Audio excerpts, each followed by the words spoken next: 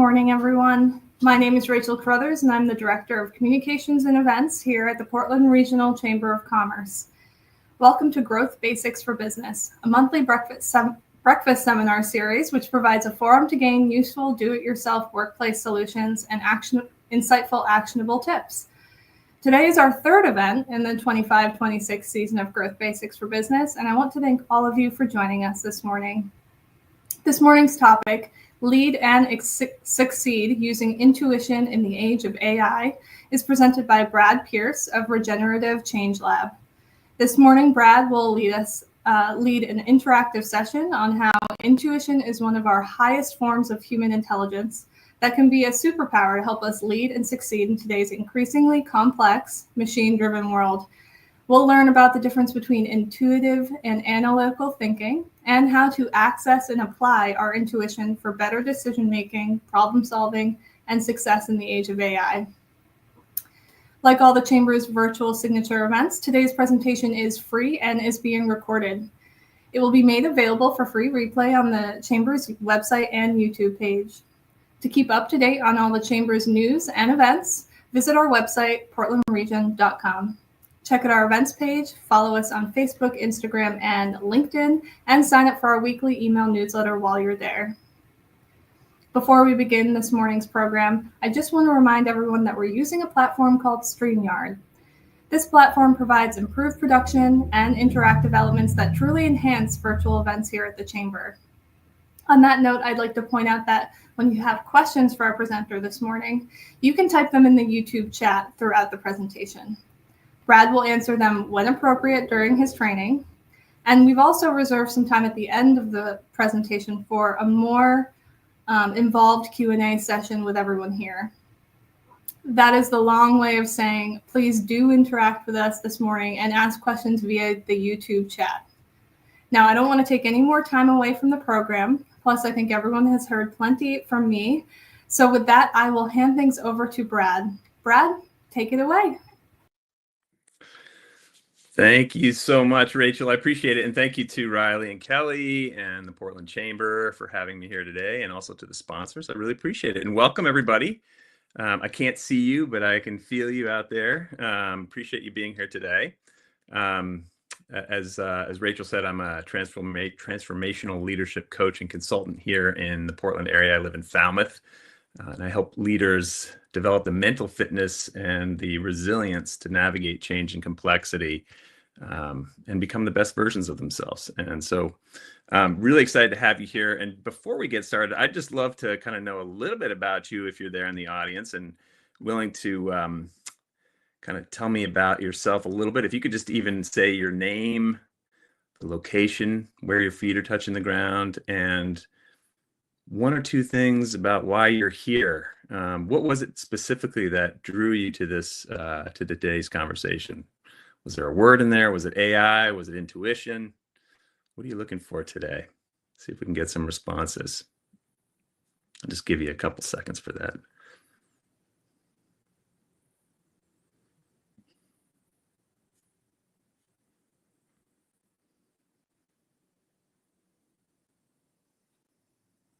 Welcome, Maiden Events, tuning in from Portland. Intuitive decision making, perfect.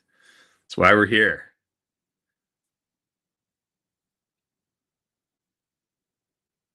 Sanford, Maine, looking for help navigating the AI working world, perfect. Okay. Keelan, good, welcome, Keelan. Always interested in utilizing my intuition with more prowess. Nice, good word too. Super. Well, this is aligned very much why we're here today, and just take a look at the agenda real quick. We are going to talk about the new normal today and some of the unusual forces shaping the business world today. We're going to talk about the differences between intuitive and analytical decision making, specifically those two things. We're going to also talk about, as Rachel said, why intuition is essential in this age of AI. We'll touch lightly on some neuroscience so that you can understand some of what's behind how we think and feel. I'm going to introduce you to a model on social threats called the SCARF model, which we'll use to do a short exercise on practicing accessing your intuition. And then we'll end with some tips on how you can lead and succeed with intuition today. Okay? So let's dive in. All right, just got to flip here between screens to get to the next slide. So today's business landscape is not what it was, as we know, 10 years ago, even 5 or even 1 year ago today. The new normal today is, frankly, that things will never be normal again, unfortunately. The days of business as usual, as we used to call them, are kind of over. And increasingly, in an exponentially increasing rate, we're going to be living in a world of business as unusual. There's many competing challenges for business today and leaders. Most likely you've felt or been affected by at least a few of these in your daily business. We've got supply chain disruption and operating costs going up. The geopolitics of the day and the regulatory environments are changing. Workforce and demographics, certainly here in Maine, we're feeling that. Climate change and energy, those have been around for a while. The digitization of business. And today, especially, we're going to be talking about artificial intelligence specifically. And some might call these challenges, and I know others might look at this through the lens of opportunity, which is, where there is challenge, there's always opportunity as well. I like to use this term, and there's others, and some increasing use of this term, of this new normal called VUCA. And this term was originally used by the US military, actually, when they were describing what they were experiencing in global terror cells. But today, business leaders have found an increasing use for this word because it's a great way to describe what they're facing in this increasingly challenging business landscape. So what is VUCA? Volatility is the speed and unpredictability of change. It's also the turbulence in the system. Uncertainty is the lack of predictability, often due to the lack of information or conflicting data, making it hard for us to use past indicators as predictors of the future. Complexity is a multitude of interdependent factors and relationships in a system that make the sort of linear cause and effect difficult to analyze. And ambiguity is the lack of clarity, often arising from new or unprecedented circumstances. So leaders today are dealing with all of this stuff, and change is happening faster. The future is less predictable. Options are increasing exponentially, and the way we think about these options are also changing. So we have to make decisions faster, process huge amounts of data, while operating in an environment where everything is more connected than ever before. So it makes decision-making increasingly challenging, and how we make the decisions is increasingly important. So we're going to take a look at 2 very different ways of processing information, accessing knowledge, and making decisions. Analytical decision-making on the left here. This is a slower, more deliberate and logical process of evaluating information. It's about weighing pros and cons, reasoning step by step toward a conclusion. Relies on explicit data and structured methods, like if you think about cost-benefit analysis or modeling and spreadsheets. Also involves reasoning that can be explained, defended, and replicated. Some of the strengths of the analytical ways of thinking and decision-making are that it's transparent and rational. It's good for complicated problem solving like engineering and finance and planning. And it can also counter some biases that we might have when decisions can be tested or modeled. But some of the limitations of the analytical decision-making are that it can be too slow or rigid in a complex, fast-moving context. So again, with VUCA or AI, for example, the speeds of things, uncertainties of things. And it doesn't also easily capture the qualitative factors like team energy, trust, or timing of things. On the right, you'll see intuitive decision-making. This is a faster, subconscious, and often experiential process of knowing, or even sensing, might say, when you think about all of our intelligences, which we'll get into later today. It's about knowing the right choice without being able to fully articulate all the steps sometimes. So it draws on patterns of recognition. It's very pattern-oriented. It's embodied experience. Literally our bodies, as we're moving through life, through the day, we're feeling things, we're experiencing emotions. That's the embodied experience. It's also felt as something like a gut feeling or an instinct, kind of an inner knowing. And so the strengths of that side of decision making are that it's fast and adaptive under uncertainty. It integrates emotional embodied contextual signals, as I just talked about, which can be invisible to the logical and analytical brain. And it's especially valuable in complex or ambiguous situations where there's no precedent that's been set. And that's happening increasingly today. We're like, where are we? I've never been here before. The limitations of intuitive can be that it's prone to cognitive and emotional bias.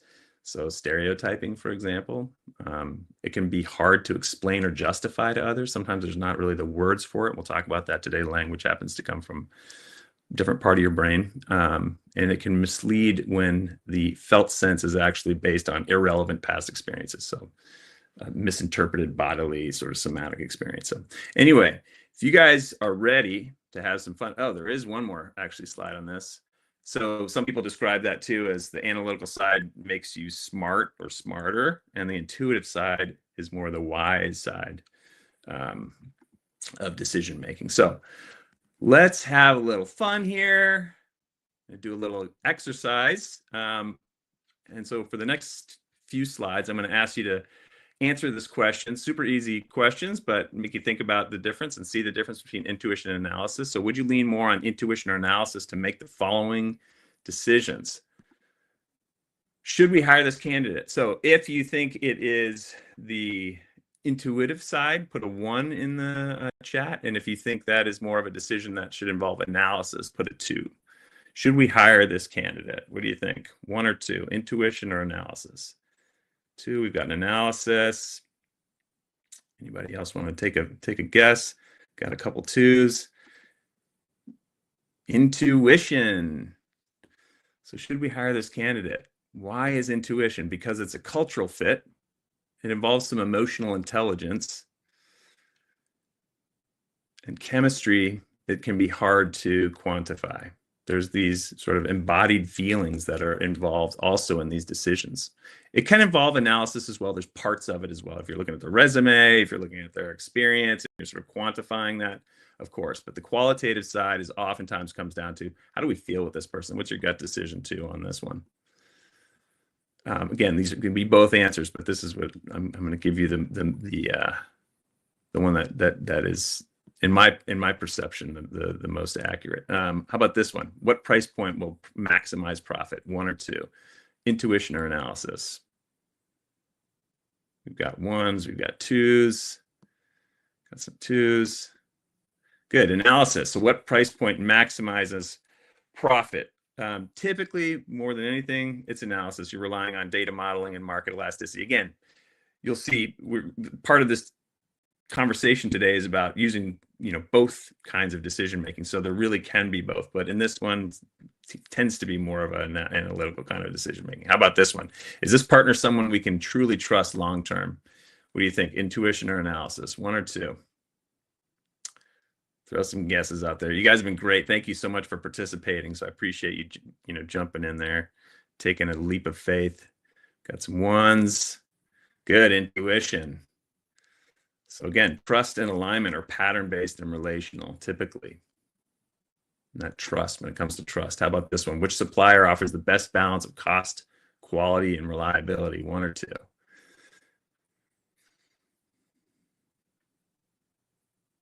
1, we got some 1s. Excellent. Well, we got some analysis here again. Could be either one, could rely on both, should rely on both. Oftentimes, most decisions are better made with both sides, but sometimes, especially in certain circumstances, under time pressures and certain contexts, in this case, analysis, in this case, measurable criteria driving the decision. Right? Now, how should we allocate next year's budget? How about that one? We got just 2 more. This is a fun game. I appreciate you guys participating. This is fun. I'm trying to make it easy, giving you just a 1 or a 2 to put in the answer. So we got 2, we got 1s. All right. So this is analysis. Again, depends on the projections, priorities, ROI. These are oftentimes driven by analytical decisions. We got 1 more. How about this one? Is it time to pivot our strategy? What do you think? Last one. Wish I had prizes to throw out in the audience, like T-shirts or something.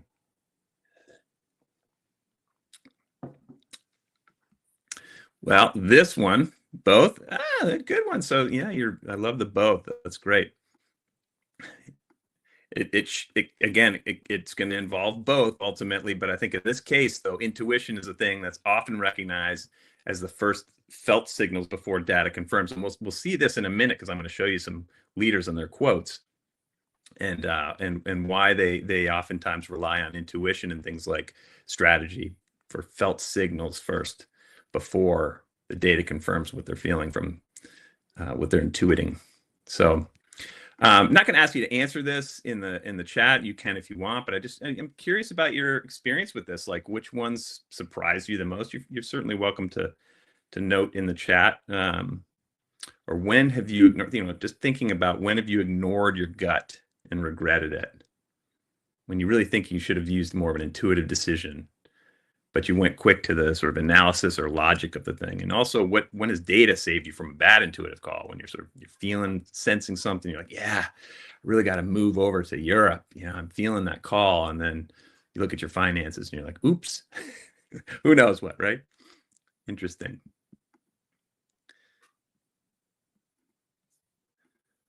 As I said, we're going to see what others have said about these decisions, because often the most effective leaders, thank you earlier, who was it? Maiden Events, I think, said both, but the most effective leaders and decision makers don't rely on one mode. They cultivate both, and they know when to shift between the two of them. So here's what Einstein says. He says, the intuitive mind is a sacred gift, and the rational mind is a faithful servant. We've created a society that honors the servant and has forgotten the gift. Most of us think of Einstein and think of him as a very logical, analytical person. He's a genius, in fact. But while he valued rationality, he also championed intuition and imagination as the source of his scientific breakthroughs. So it started from that place of intuition and imagination, and then backed it up by data and research. Steve Jobs, another powerful human being. I just realized I have all men in these examples. It's terrible. Next time I'm going to find a couple of women here. I have 3 quotes here. So just apologizing in advance. I'm recognizing this. But anyway, Steve Jobs, intuition is a very powerful thing, more powerful than intellect. So, Steve Jobs, co-founder of Apple, one of the most innovative and powerful technology companies in the world today, pointing to the power of intuition over intellect, which really says a lot. And then we've got Jeff Bezos, again, another man, unfortunately, but here we go.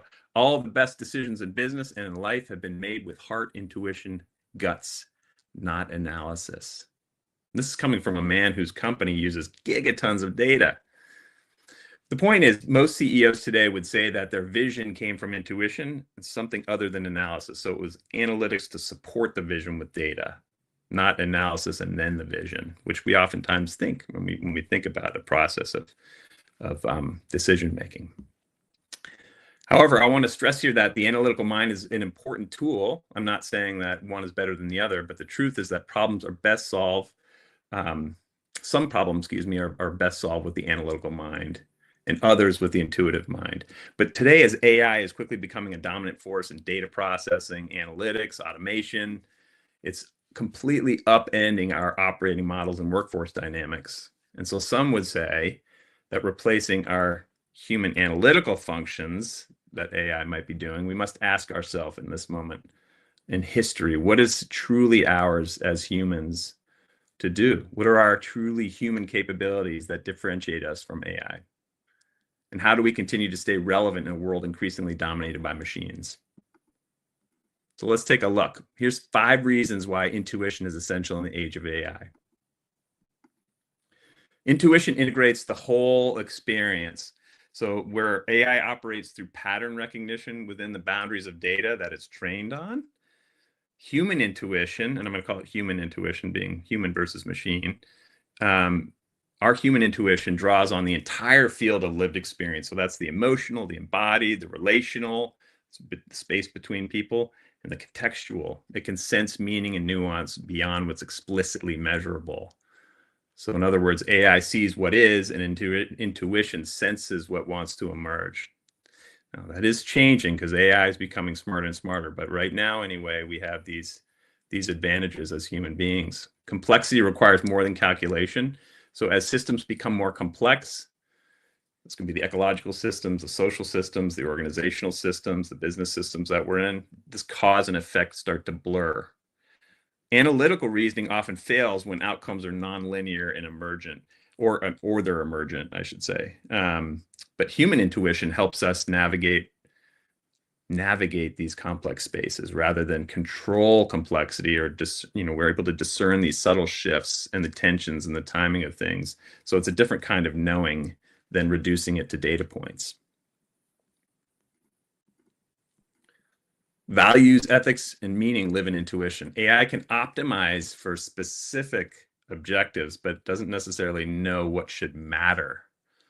Doesn't have that ability to sort of look and say, what matters? Where are the values behind that?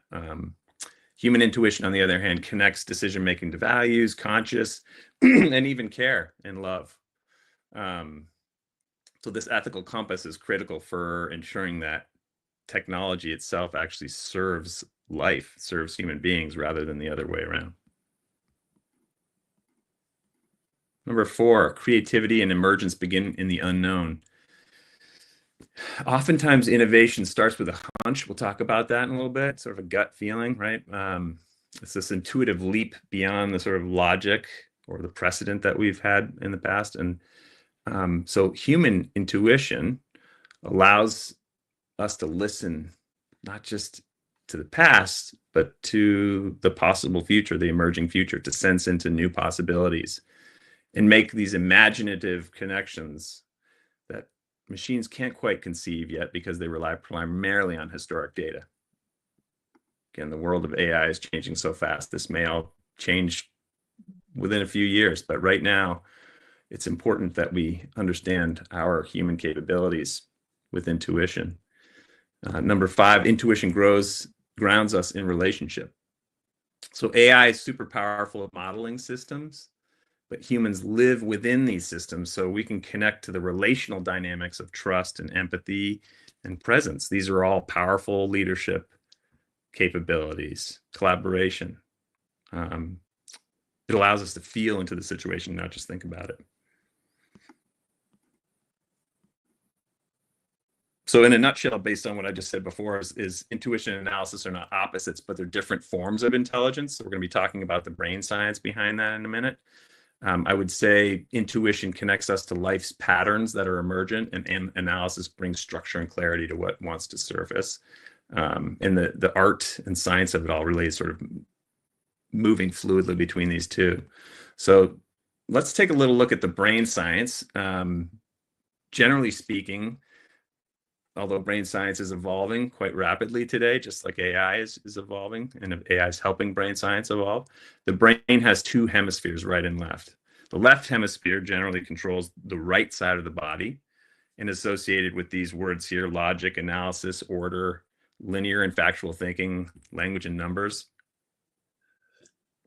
And the right hemisphere controls the left side of the body and is linked to creativity, empathy, intuition, curiosity, passion, purpose, music, and art, among other things. I'm just going to look and see if there's any questions. No. And feel free to drop questions in there. If I catch it, I'll try to answer it. Otherwise, like I said, we'll do it at the end. But when you look at these 2 lists, where do you think we spend most of our time? If you look at language, numbers, logic, I mean, we're often talking using our language, so we spend a lot of time thinking about what we're either saying or we're going to say or what we said. And how many of you are right-handed out there? I would bet a majority of you out in the audience are right-handed. Again, that left side of the brain controls the right side, so think about how much energy is going into the left side of the brain and how many neurons are firing off on that side of the brain all day long. We've created these information superhighways in the left hemisphere of our brain. These are deep neural pathways with super easy access. And they're also tied closely to our most common thought habits and emotional patterns that we've developed over a lifetime.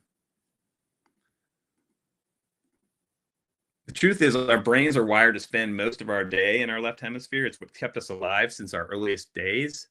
It's why it's often referred to as our survivor brain, because we needed this analytical mind to scan the horizon for food, communicate with our clan, keep us safe from predators. Today, especially in our roles in business and leadership, we use the analytical mind for most of our daily tasks, or as Einstein calls it, the faithful servant, right? We use the rational mind to help us execute plans, manage budgets, optimize processes, plan for our day. We wake up in the morning, we're like, what am I going to do today? We're on our phone. A lot of that's just this analytical brain, fast at work.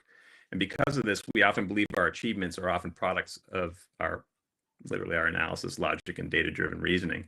But we didn't become the world's most successful species by just being really good at logic and survival.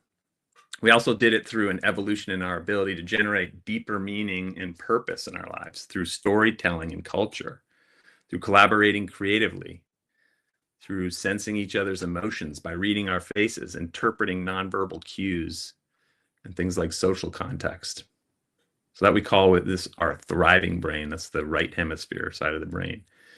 And as the gentleman I showed earlier showed in their quotes, the biggest breakthroughs, the clearest long-term visions, and the most critical life choices demand our right brain.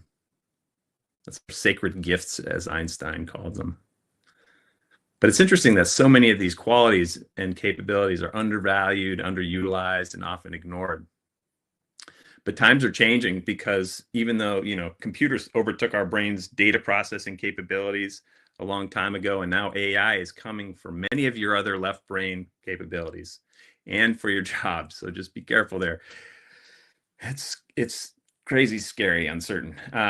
So in this VUCA world, this volatile, uncertain, complex, ambiguous world, our thriving brain can really help us when things are more nuanced, when they're complex, and when decisions require more than just analysis and logic. It's that wise decision-making that starts with knowing when and how to use each one, actually, both parts of the brain. Here's another quote from Dr. Ian McGilchrist. I love this gentleman's really interesting man. Highly recommend his book mentioned there. But he says, the left hemisphere needs certainty. It needs to be right. The right hemisphere makes it possible to hold several ambiguous possibilities in suspension together without premature closure on one outcome. So it holds that tension of unknowing and that uncertainty. Some call them polarities too, of like it could be this or it could be that. Sometimes they're complete opposites, but you can hold that tension in the right side of the brain more than the left that wants to dive in and analyze and separate and reduce to the part. Another bit of neuroscience I wanted to bring into this conversation today is the vagus nerve.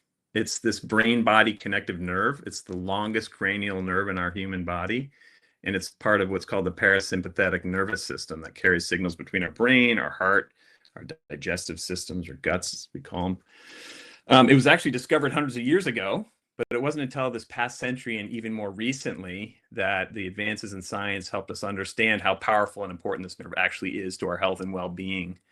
It's like this incredible superhighway of nerves that helps us tune into and regulate some of our most important organs. It's this built-in body-brain radar that is constantly tracking our heartbeat, breathing, hunger, fullness, temperature of our body, and even subtle shifts in gut tension, for example. So this mind-body scanning system actually has a word for it. It was new. I just learned this recently. It's called interoception. That's really cool. And it helps us maintain this dynamic equilibrium or healthy balance, if you will. So when you're using your intuition, now we know why we think of it as a gut decision, because that vagus nerve is connected directly to our gut system. So do you see how the entire system's like a larger brain than the one you have in your head? So that says something too about the food that you put in your body, and your gut health actually does impact your mental health because there's a chemical connection there. The vagus nerve also helps our brain receive feedback from our hearts. So you might hear someone say, listen to your heart. You're like, how the heck do I do that? But now you know that we actually can listen to our heart. But to do so, listening to your heart and trusting your gut, for example, it requires that we're also listening from the side of our brain that's connected to intuition and empathy, this right side of our brain. So if you feel disconnected from your heart or from your gut, your intuition, there's a good chance you just haven't practiced opening up more of your brain's right hemisphere. And you can do that by practicing empathy and getting curious or creative, among other things. We'll do a little exercise in a little bit to help demonstrate that. But first, let's take a look at another huge reason why we spend so much of our time in the left brain hemisphere. And it has to do with this brain-body connection. This is the SCARF model. It's a neuroscience-based framework developed by another man named David Rock of the Neuro Leadership Institute. I'm sorry, I'm just being very sensitive to the fact that, I just keep, I've got to bring more examples of women leaders, with plenty of them out there. These just happen to be the ones that I have in this presentation, but developed by David Rock of the Neuro Leadership Institute, that explains how social interactions impact the brain and influence motivation, behavior, and decision-making. Dr. Rock's model shows that interactions trigger either a threat, so be it sort of a negative threat, or a reward, so positive response in our brains. We're wired, generally speaking, to chase what feels good. We know that, and avoid what feels bad. That's why you go for the ice cream, not the salad. Could be a bonus at work, or that you're going toward and avoiding an awkward conversation. We also treat these social threats like they're moments of survival. So feeling valued or left out can hit just as hard as hunger or thirst. Let's go through them one by one real quick. So we've got 5 social threat domains. Status is a threat to a person's sense of importance or social standing. So an example for that could be like receiving negative feedback from a peer or a boss, being publicly criticized, or having your role reduced. Certainty is a threat to a person's ability to predict future events. Some examples are like unclear expectations, or sudden changes, or lack of information about what's going to happen next. Hits that certainty threat. Autonomy is a threat to a person's sense of control or influence over their environment. So that could be like being forced to do something against your will, or not being given a choice, or having a lack of flexibility. So it shows up a bit in like, working from home, or working and being forced to go downtown and work in the office, for example. Relatedness, a threat to a person's feeling of safety and connection with others. So examples are being excluded from a group, feeling isolated, excluded from decision-making. There's a lot more distributed decision-making today happening through the world of agile and everything else that's helping address that specifically. And fairness, the last one, F in the SCARF, is a threat to a person's sense of justice and equitable treatment. So witnessing or experiencing an inconsistent application of rules, or feeling that the process is biased. So these 5 things are what Dr. Rock found are social threats. So like, whereas we used to be, terrified of, scanning the horizon for a saber-toothed tiger, whatever. Now these social threats, they have the same visceral reaction from our vagus nerve, and it has to do with our brain chemistry as well, and how we react. So if you think about this mind-body connection, when you're feeling threatened by any of these things, your heart rate can speed up, your shortness of breath, a constricting of your chest. You might feel sick to your stomach. You might feel heat in your neck or throat. You might get tunnel vision. You get these beta brain waves that happen, which tend to focus, sort of the fight or flight beta brain waves. But all of these threats can be avoided by actions toward the reward response, which then does have, yes, a physical, chemical, body-mind response.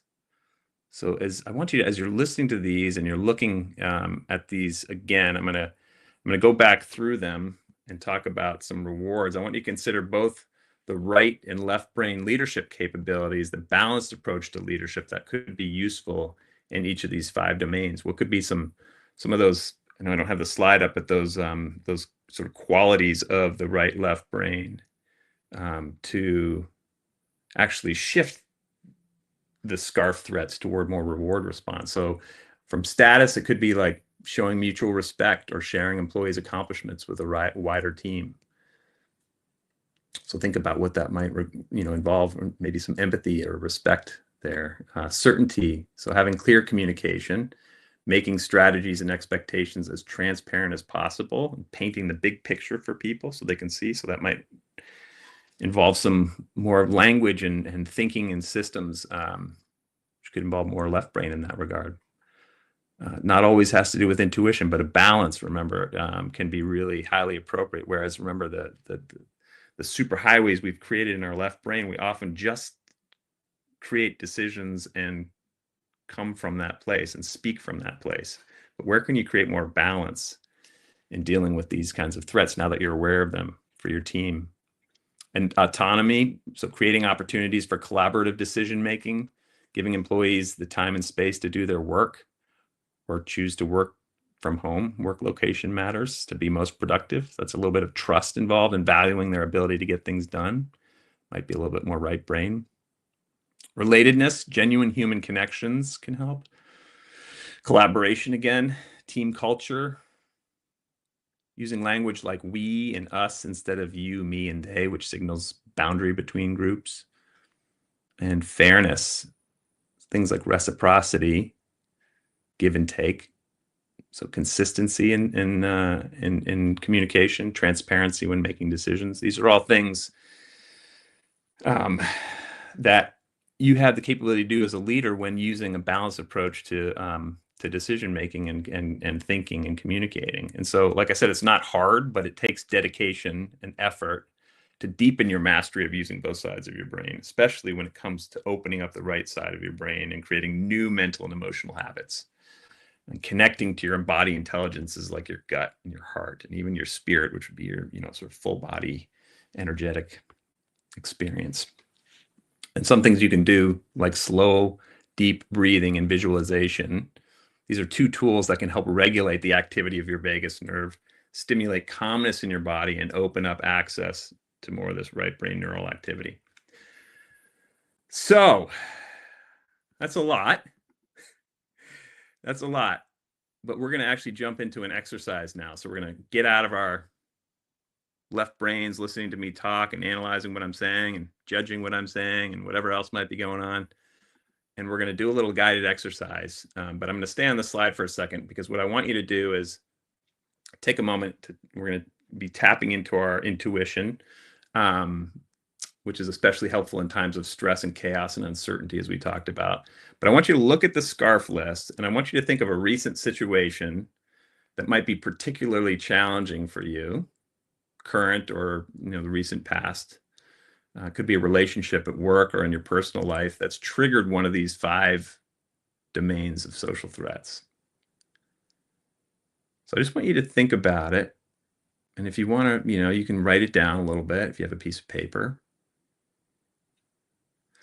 I want you to think about some of the details of what was happening. If you want to close your eyes, you can do that too, to sort of reach deeper back into your mind to recall the challenge. Maybe it's happening for you right now. Maybe you're really present to it, but think about what's being said in that moment, what you're saying, what's not being said. Think about how you're feeling in that moment. Again, it can be a circumstance, a situation, or a relationship challenge. Think about where those feelings are showing up in your body. It could be in your stomach or your chest, neck, head, heart. You could have feelings associated with that. And of course, if it's too painful or difficult of a moment for you, please be kind to yourself and maybe think of a different situation for the purposes of this exercise. But just give you another 30 seconds to kind of think about what's going on.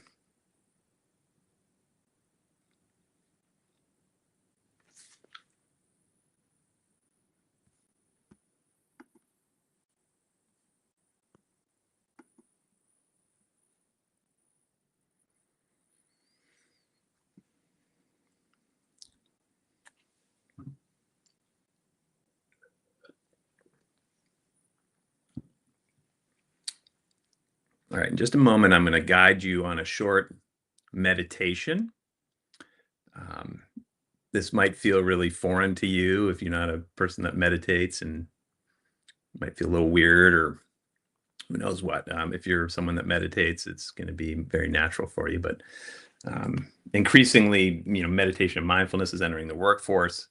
It's a great way to kind of fill your battery, I like to say, to sort of create a calmness inside of you. But it's in the world of mental fitness, it's just one part of the sort of muscle that you exercise in actually transforming the way that you think and those patterns, those emotional mental patterns. It's It's more than just creating a space to recharge your battery. It's actually literally training your brain, that's a neuroplasticity, to use more of a balanced approach and access more of that right side of the brain, the creativity and empathy as humans, so that we can interact more successfully as human beings, again, especially as this world's increasingly dominated by machines. So I'm going to invite you into this meditation for the next just few minutes. I'm going to invite you to sit up straight, feet on the floor, close your eyes if you prefer. And we're just going to take a few deep breaths together. Just see if you can fill your lungs all the way. You can breathe in through your nose and out through your mouth.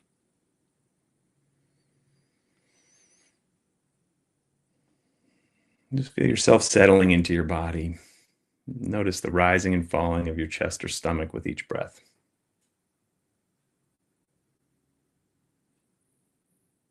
You might notice the temperature of air as it enters your nostrils, and the temperature of air as it exits your nostrils.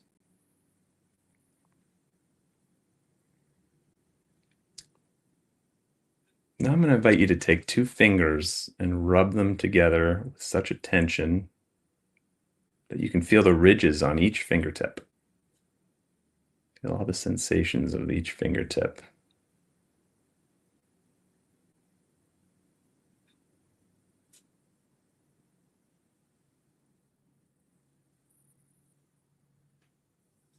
Now bringing two hands together, rub the palm and fingers together, all those sensations of touch.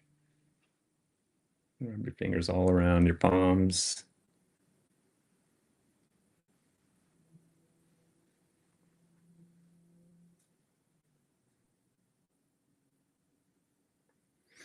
And now shifting slightly to hearing, I'm going to invite you to listen for the sound that's farthest away from you right now.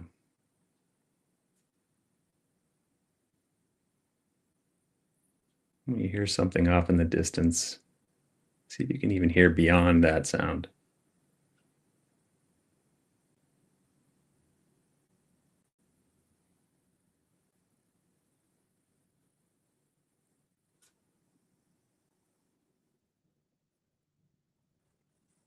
Now bring that attention back to your immediate surroundings and listen for the sounds that are closest to you, including the sound of your own breath or heartbeat.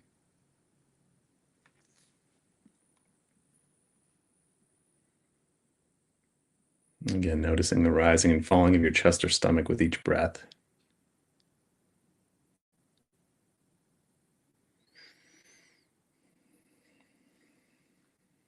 Now, while you're in this relaxed state, I want you to gently bring back the memory that you just surfaced earlier, that scarf situation, that challenge. Just bring it back like it's playing out on a TV screen in front of you. You're not there, you're here with us, here in this Zoom space. You're just observing what's happening in that situation like it's on a TV. Just keep breathing. Keep feeling the weight of your body in your seat as you're watching this. You're observing yourself. I want you to ask yourself, what's happening for you in that situation?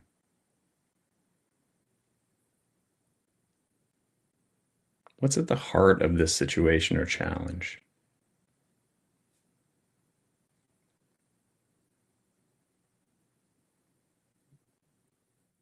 Where might you be creating meaning out of the situation? Or might be assuming something is true in the situation or about the other person? What are you assuming is true for you?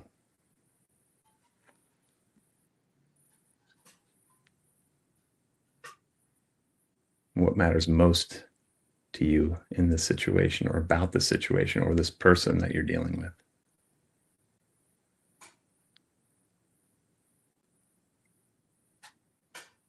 And what do you wish you could change about how the situation's playing out?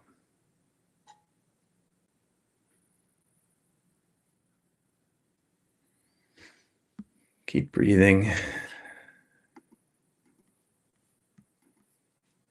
Noticing the rising and falling of your chest or stomach.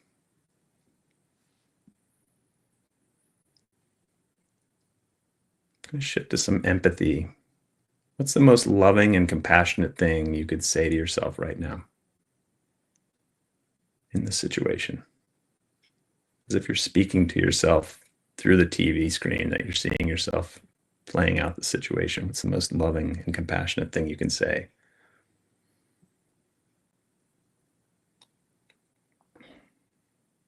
Maybe what's the most loving and compassionate thing you could say to anyone else that's in the picture with you?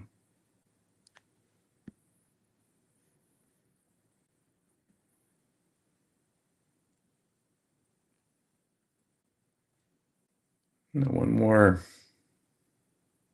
little exercise. I want you to imagine yourself toward the end of your life right now, happy and content, healthy of body and mind. This is your wiser elder self. Think of meeting yourself at the end of your life. Notice the expression in your face and your eyes. Notice your posture and energy. You're standing there next to your wiser elder self, who's well aware of the situation that you're currently navigating.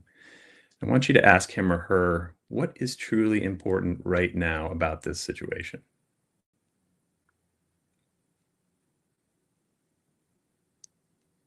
And what's not important right now?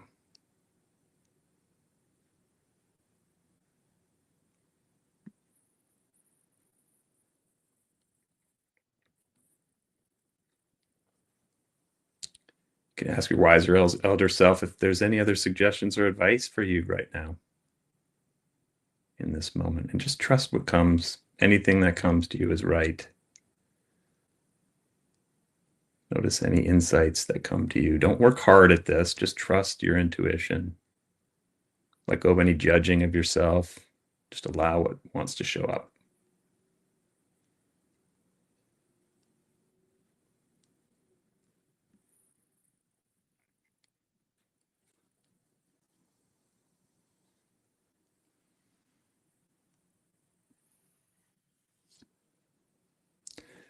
Now I want you to thank your wiser elder self for the guidance and wisdom. And bring your attention back to your breath. Just take a couple more deep breaths and notice the rising and falling of your chest or stomach.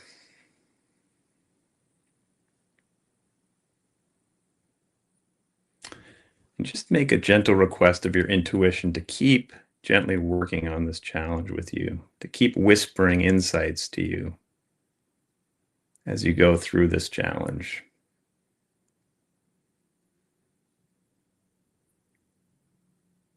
When you're ready, you're welcome to open your eyes, come back into the room as we wrap up this guided reflection.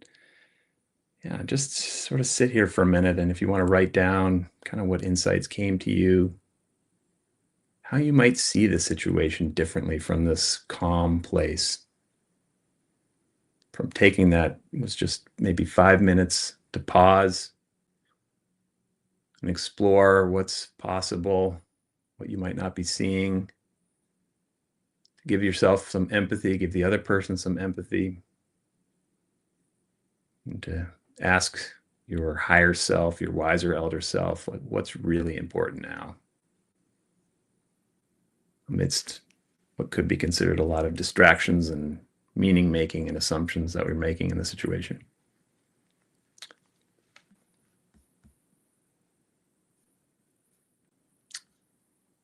Just got one more thing for you here. And this is, I'm going to give you 5 steps. So you can do this. This, as I said, takes practice. It's easy, but it takes practice to be doing these, to actually force yourself to pause in this busy world, this busy life of ours, and kind of put yourself through an exercise like we just did.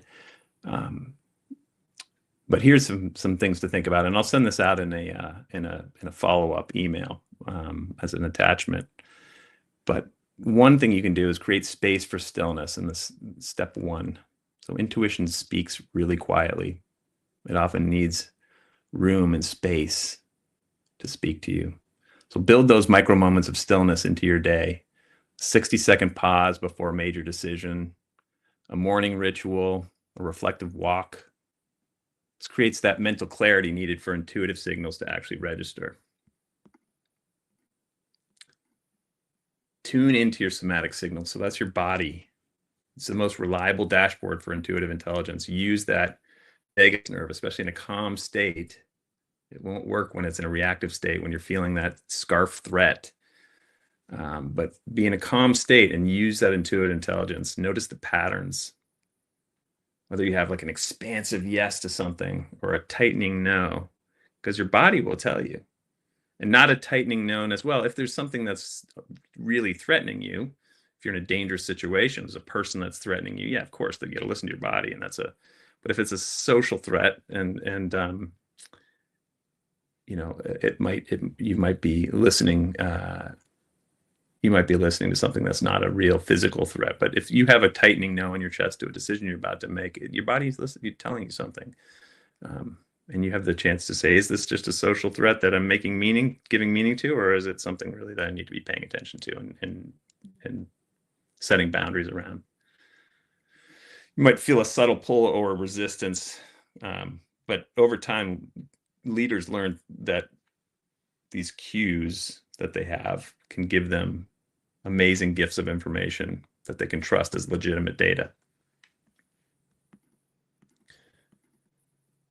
Ask the right internal questions. So intuition responds best to open, direct questions. What wants to happen here? This is where we ask that of wiser elder self. What am I not seeing?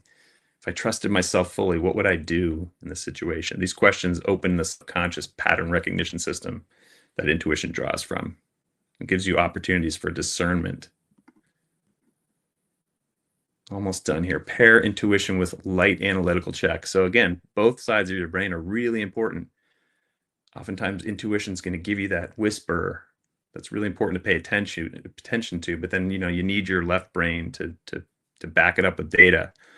So intelligent intuition in the age of AI isn't about rejecting data. It's about using intuition to create the insight and then to use the analysis to calibrate it. So when you get an intuitive hit, run a little data pulse check. Does anything objectively contradict this? What does the data suggest? The goal is integration, not opposition. And 5, act quickly and reflect continuously. So it strengthens through use and practice. Make small, low-risk move based on your intuitive read. Sometimes that's a way to test it. And then reflect, what happened? What did I learn? How accurate was the signal? And that feedback can help sharpen your intuitive accuracy and builds your confidence in that. So in summary, I'd just like to say, in this fast-paced world, it can be hard to pause and reflect. I get that, and sense into things. So I hope you enjoyed the guided exercise today. It's straight out of a group coaching program I lead called Mental Fitness, which is an evidence-based program that helps leaders and teams develop new mental and emotional habits and patterns, which this is evidence-based, results in greater well-being, healthier relationships, and peak performance. Millions of people have done this program. And it helps boost your clarity, your focus, your self-awareness, your happiness, your resilience. Really important things in today's day and age, the VUCA world that we're living in. I also have a variety of coaching tools and methodologies and resources, that I'd be happy to share with you.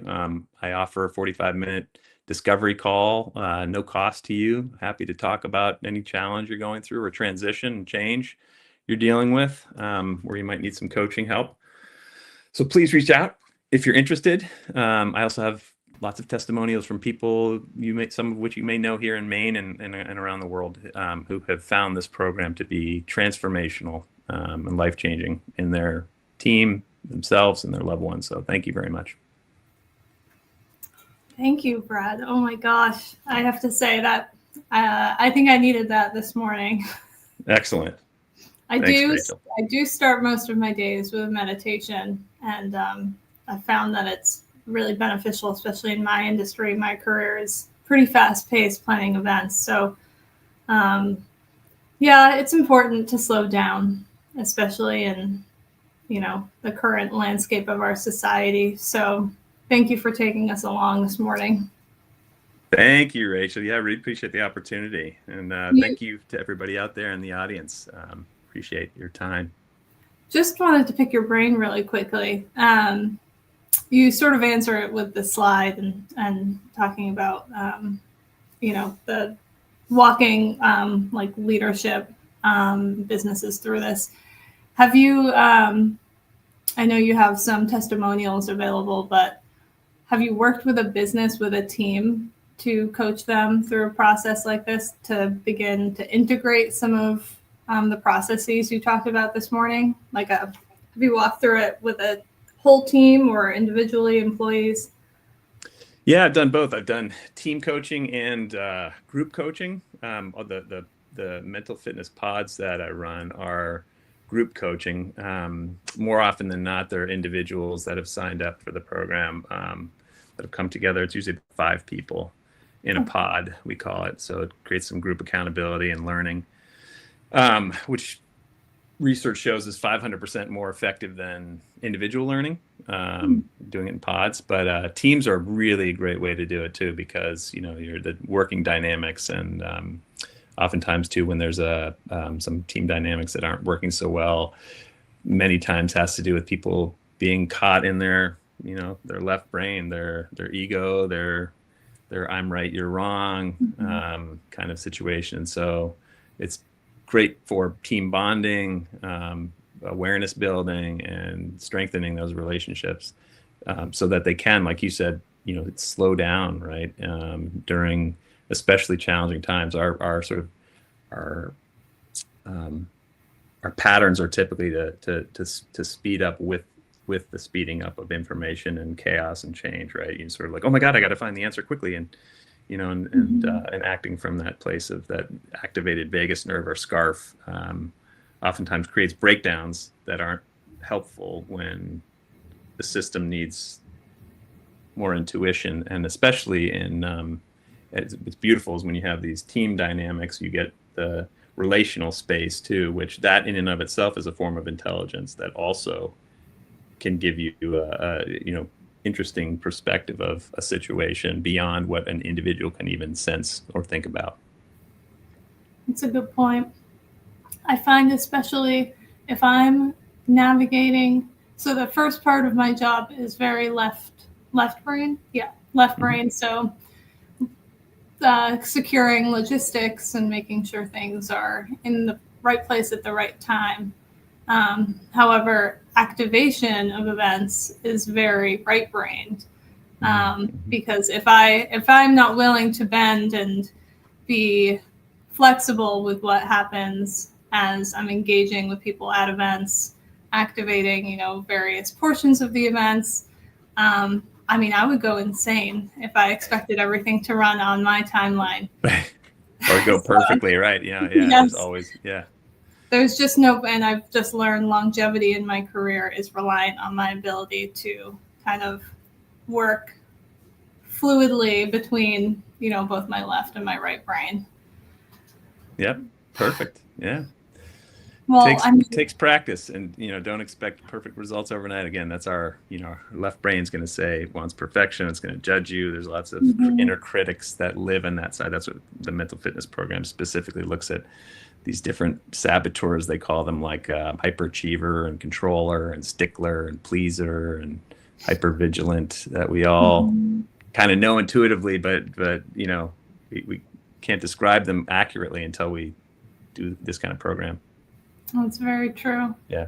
Yeah, lots to continue. I'll continue to reflect on that as I navigate the next couple of months of our events here at the Chamber. Brad, just thank you so much. I hope everyone can take away, can walk away from today's session feeling the way I do. Great. And thank you for those, engaging with everyone in the chat this morning with those really easy to answer questions. That was great. Cool. And of course, I'd be remiss if I did not thank my colleagues Riley Legier and Kelly McCormick for helping to produce yet another virtual event here at the Chamber. Last but certainly not least, thank you again for everyone who tuned in this morning. As Brett said, We will be following up with everyone who registered with a follow-up email with links to additional resources and the ability to stay in contact and have Brad as a resource moving forward.